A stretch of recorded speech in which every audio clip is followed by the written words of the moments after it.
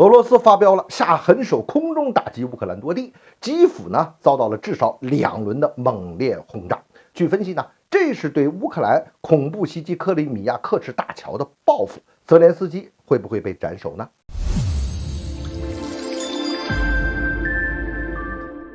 欢迎来到张斌观察，我是张斌。就这次打击啊，俄罗斯出动了包括图95战略轰炸机在内的各种大杀器，用这个口径巡航导弹等这个武器啊，猛烈打击了第聂伯罗呀、尼古拉耶夫、文尼察和利沃夫等多处啊，打了很多城市的里边的主要的这个建筑和一些设施。其中打得最狠的肯定就是基辅了。乌克兰方面说，至少基辅遭到2次猛烈的轰炸。而整个打击过程中，俄方发射了最少75枚巡航导弹，除了这个政府大楼啊、指挥中心被攻击之外，其他的一些民用设施也遭到了破坏。说看来啊，俄罗斯是一改过去那种比较克制的，像宋襄公所说的那种仁义战争的模式，转为这个无差别的打击。我们来注意4点。第一，这是对乌克兰恐怖袭击的报复行动之一，但是到目前为止呀，更多的还是政治上的报复，同时呢，也是用猛烈的常规打击给可能出现的这个核打击呢去降温啊，防止往它那边恶化。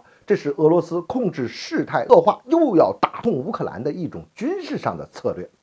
至于说具体的战果吧，虽说你看这几轮打击啊，打起来看着很猛烈哈，像是到处也都着火呀，包括泽连斯基办公室附近好像也被打了啊。但是呢，从初步统计看，也不过就打了不到100枚的这个精确制导武器嘛，是吧？你把这些武器分散到这个不同的城市，这实际上这个打击的效果还有这打击的强度就并不是那么大。所以说呢，目前的这种打击的主要目的还不是要取得什么重大的军事成果，而是要改变被动的政治事态。至于后续会怎么发展，咱们再进一步去观察。第二，俄罗斯内部的政治争斗啊，这个强硬派逐渐取得上风。而且呢，也和普京达成了更多的共识。普京呢，刚刚是更换了最高的指挥官，这新官上任3把火，这也算是3把火中的其中1把吧。这第3点我们注意一下啊，俄罗斯把克里米亚大桥这件事情就被炸的这件事情已经定义为乌克兰所主导的恐怖袭击。那么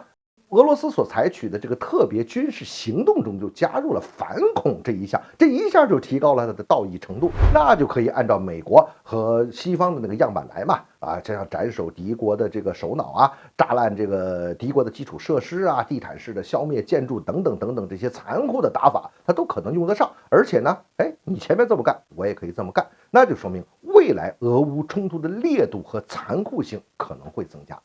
这第4。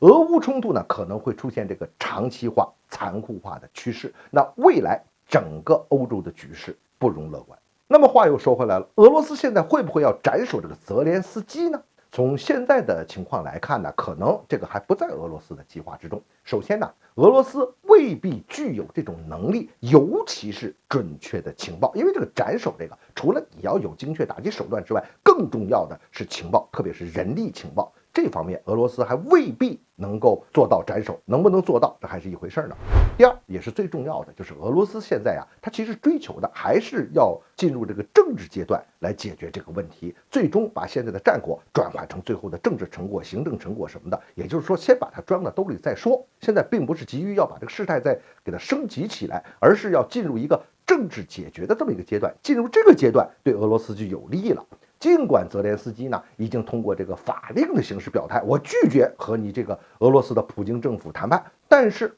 目前也只有泽连斯基能够在前台同时代表乌克兰，也同时代表背后的老板美国以及西方。那无论对美国还是对俄罗斯来说呢，保持泽连斯基的存在都是最低的政治成本，因此呢，现在还不能一下就把它拿掉。